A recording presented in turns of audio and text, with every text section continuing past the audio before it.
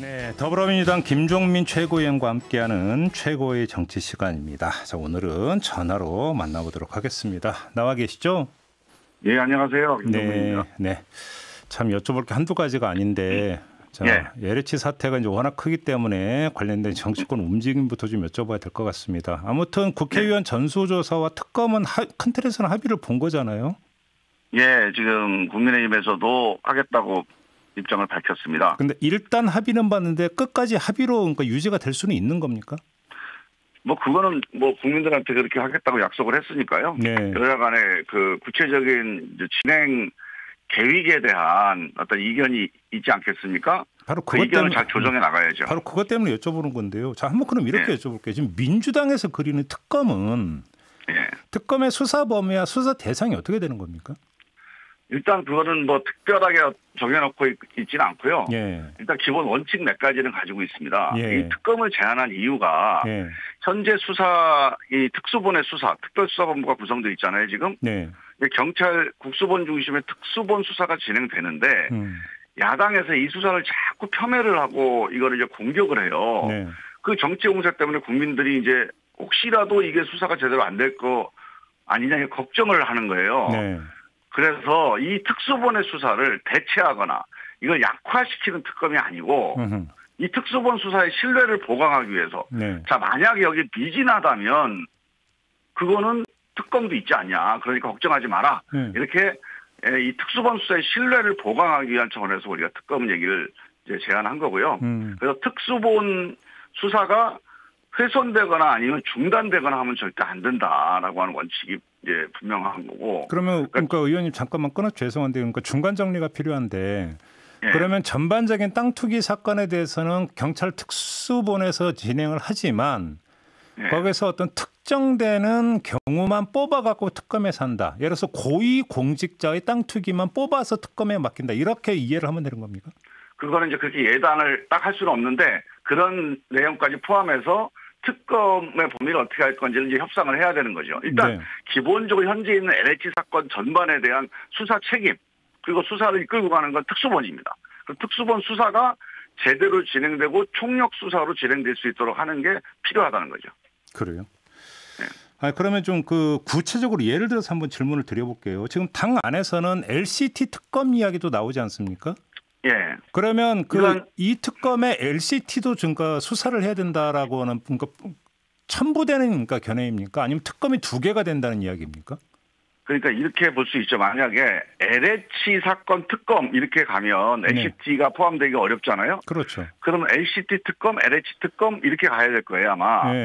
그런데 예를 들면 LH 사건과 LCT 등 부동산 비리 그 특검 이렇게 가면 같이 할 수 있는 거죠. 그래서 그건 이제 협상하는 과정에서 어떤 게 더 효율적이냐를 판단해야 되는데 특검이라고 하는 거 본래의 성격상 포괄적으로 이렇게 다 모든 사건을 다 모아놓고 특검하자 이거는 물리적으로 어렵습니다. 그렇죠. 특검이라고 하는 게 일부의 어떤 특별검사를 특별히 임명해서 하는 거기 때문에 그래서 이제 특정하게 그 이전의 수사 과정에서 미진했던 것들 그 이전의 수사 과정에서 이건 좀 신뢰가 안 간다.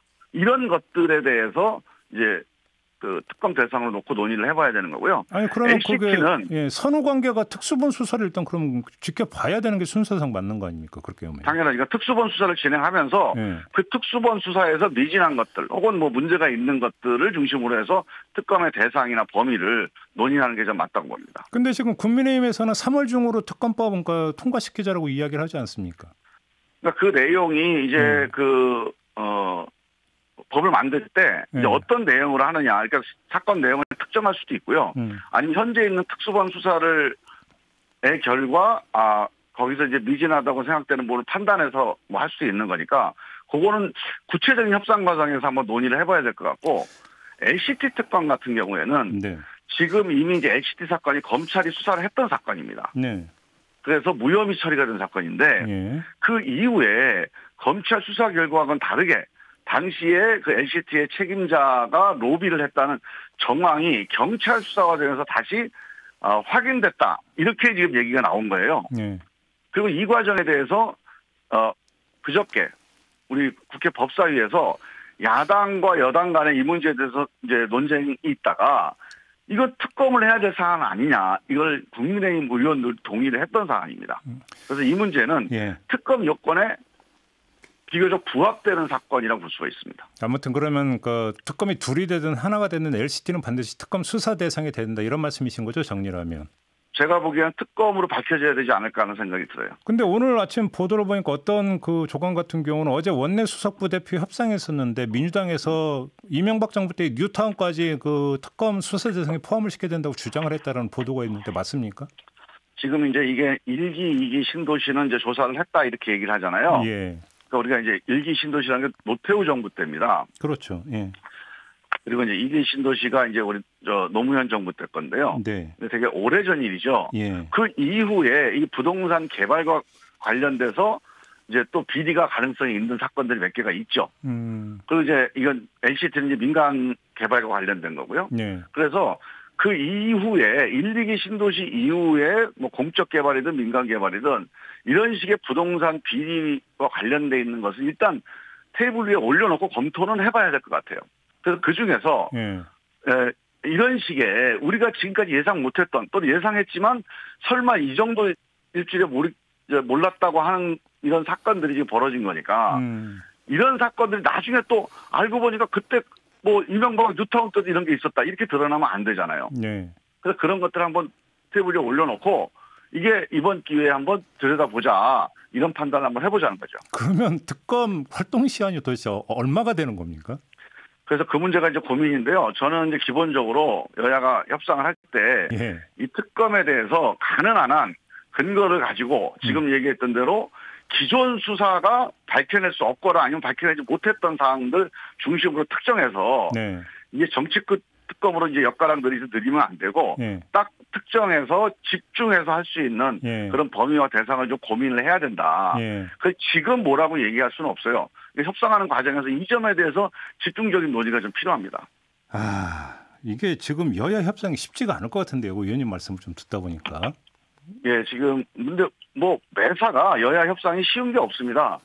그 논의를 하다 보면 이제 그 와중에 정말로 국민들에게 이건 해야 되겠다가 필요한 부분을 여야 간에 이제 결심을 하게 되겠죠. 그런데 조금 하나만 더 여쭤볼게요. LH 사건으로만 한정을 하더라도 광명 시흥 신도시로 한정을 할 거냐, 상기 신도시 전체로 그러면 범위를 넓힐 거냐. 여기에다가 지금 LH가 신도시 조성 사업만 하는 것도 아니지 않습니까? 또 다른 사업도 있잖아요. 그럼 그것까지 범위를 넓힐 거냐?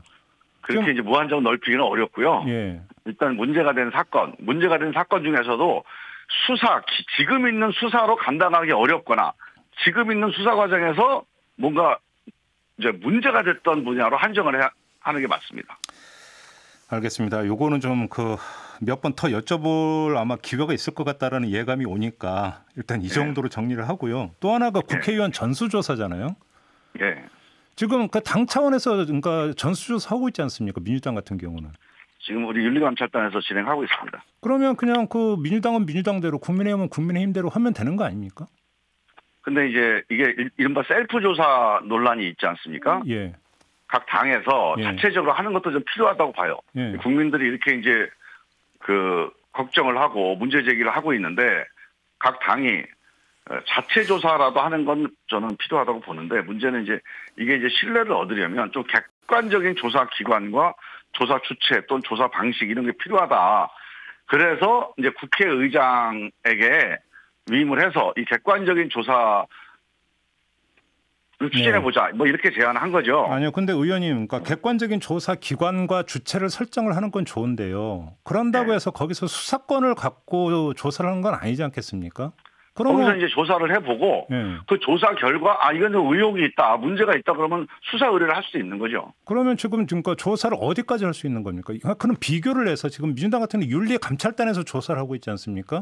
그러면 그러니까 객관적인 조사 기관이 만약에 설정이 된다면 윤리감찰단보다 더 강도 높은 조사를 할 수 있다고 확신하십니까? 그거는 이제 내부에서 적어도 국회나 정당이 아닌 각 정당이 아닌 조사 기구라면 가능한 거죠. 저희가 이제 이번에 아직 법이 만들어지지는 않았는데 지금 윤리위원회가 이제 뭐 셀프 조사 기구 비슷하게 해서 거의 가동이 안 되잖아요. 국회 윤리위원회가. 그래서 여기에 지금 제한돼 있는 게 뭐냐면 그 윤리조사기구를 독립적인 외부 인사들로 구성해서 독자적인 조사권을 주자. 이런 논의가 지금 진행이 되어 왔어요. 네. 사실 이런 게 진작에 돼 있으면 간단한 문제인데 네. 사실 이런 게 지금 진행이 안 됐으니까 그런 정신, 그런 취지에 부합되는 어떤 조사 방식을 채택할 수가 있다는 거죠. 예를 들면 2018년에 국회의원 해외 출장이 문제가 됐습니다. 네, 그렇죠. 그 내부적으로 조사가 될 수도 있었어요. 조사도 했습니다. 하지만 그게 신뢰가 안 되니까 네. 그 당시에 권익위에다가 국회가 의뢰를 했어요. 그래서 해외 출장한 사람들 전수조사를 했는데 이 권익위는 실제로 조사 요원들이 포진되어 있습니다. 네. 그러니까 수백 명의 조사관들이 있어서 그 문제를 넘겨받았을 때 철저하게 조사해서 객관적으로 검증한 결과를 가지고 국회에 통보를 한 적이 있거든요. 자, 그러면 지금 네. 국민의힘에서는 이 조사를 감사원에 의뢰를 하자 이런 이야기가 나온다고 하는데 이게 현실적으로 가능한 이야기입니까? 감사원은 어렵고요. 왜냐하면 감사원 규정과 또 상권분립 원칙에 의해서 볼 때 국회의원은 감사 대상에 포함되지 않거든요. 잠깐만요. 의원님 여기서 정리 좀 해 주세요. 그러니까 그 감사원은 안 되고 그러니까 권익위원회는 되는 이유가 뭐예요? 이제 감사원은 기본적으로 이제 감사의 헌법적인 원리가 이게 상권분립상 이게 분리가 돼 있잖아요. 그래서 감사라고 하는 성격은 맞질 않습니다. 아, 감사 조사라고 하는 거는 조사라고 하는 건 좀 다른 성격이니까 그건 임의로 우리가 조사 기구를 만들 수도 있는 거고 국민권익위에 의뢰할 수 있는 건데 이걸 가지고 수사하는 건 또 수사 기구에 넘겨야죠. 아, 감사원은 감사만 할 수 돼 있기 때문에 조사는 못한다 이런 말씀이십니까? 정리라면? 예. 알겠습니다. 좀 다른 문제 좀 여쭤볼게요. 박범계 법무부 장관이 어제 한명수 전 총리 사건 모해 위증 교사 의혹 사건에 대해서 수사지휘권을 발동을 했는데 어떻게 평가하십니까? 일단 이제 수사지휘 내용이 일단 수사 결정 과정에서 좀 절차상의 하자가 있었다는 건데요. 저는 그 장관의 판단이 이제 일리가 있다고 보고요. 실제로 이 사건을 오랫동안 들여다봤던 감찰부장이나 이 담당 검사의 판단이 반영되지 않은 결정이 내려진 거죠. 그래서 그 의견을 충분히 듣고 이 문제에 대해서 다시 한번 판단을 해봐라. 그리고 판단의 주체를 이제 감찰 상과장이 이제 그 개인적으로 독임적으로 판단하게 해놓은 거를 그러지 말고 이게 중대 사안이니까 국민들의 관심이 집중돼 있으니까 대검 부장회의에서 해라 이렇게 이제 지휘를 한 거죠. 그래서 저는 이제 나름대로 의미는 있다고 보는데 대검 부장회의가 이 문제에서 판단을 잘 해야죠. 이 문제에 대해서 내부의 시각, 검찰 내부의 시각으로 보지 말고 또 여기서 또 제19 감싸기라는 의혹이 이러면 검찰이 정말 힘들어집니다. 그 오늘 그 보수 언론의 보도를 좀 보니까 지금 대검 부장의 포진을 보면은 친정부 인사들이 많은데 결국은 답을 정해놓은 거 아니냐 이런 식으로 비판을 하던데 어떤 말씀 주시겠습니까? 근데 이제 그 보수 언론들이요. 그러니까 항상 그런 얘기를 하는데 그러면 그 언론들은 친검찰, 친윤석열 언론입니다. 늘 그렇게 일방적으로 검찰 내부를 친정부다 반정부다 구분하는데 지금 이런 분위기에서 검찰에서 친정부 검사가 어디가 있겠어요. 저는 이 검찰 내에서 무리하게 제19 감싸기를 하느냐 마느냐가 쟁점인 거지 그 검찰 내 부장들이 비록 인사를 문재인 정부에서 했다고 해서 그 사람들이 문재인 정부와 그저 호흡을 맞춰본 적도 없고 또 사건 처리를 문재인 정부가 요구한 대로 해본 적도 없는 사람들이에요. 그래서 저는 이 언론의 프레임이 전혀 잘못됐다고 보고 저는 그분들의 핵심적인 것은 친정부냐 반정부냐가 아닙니다. 이거는 검찰의 제19 감싸기를 용인할 거냐 말 거냐 이 문제의 핵심이. 그래서 문재인 정부와 관련이 없습니다. 이 사건은. 알겠습니다. 아무튼 그러면 정리를 하면 대검 부장회의가 열려서 결론이 어떻게 나든지 간에 이제 그걸로 일단락이 된다. 이렇게 지금 그 간주를 하면 되는 겁니까? 글쎄요. 이제 그 형식상으로 보면 그게 지금 있는 이제 그 의사결정 과정보다는 조금 더 합리적이긴 한데 하여간 이 결론은 또 내용도 중요하겠죠. 어떤 결론이 나느냐에 따라서 이게 이제 정리가 되느냐 안 되느냐가 결정이 날 때 저는 제가 법사위에서 여러 번 주장을 했는데 지금까지 나온 정황으로 보면 죄가 되느냐 안 되느냐에 대해서 이견이 있을 수 있습니다. 하지만 적어도 지금까지 나온 정황으로 보면 제대로 된 수사 그리고 이 재판을 받는 과정 그래서 재판부에서 유무죄가 가려져야지 이게 그냥 덮여지면 이건 알겠습니다. 100% 제19 감싸기가 돼버립니다. 알겠습니다. 자, 시간이 다 됐네요. 여기서 마무리할게요. 고맙습니다, 의원님. 예. 네, 더불어민주당의 김종민 최고위원과 함께했습니다.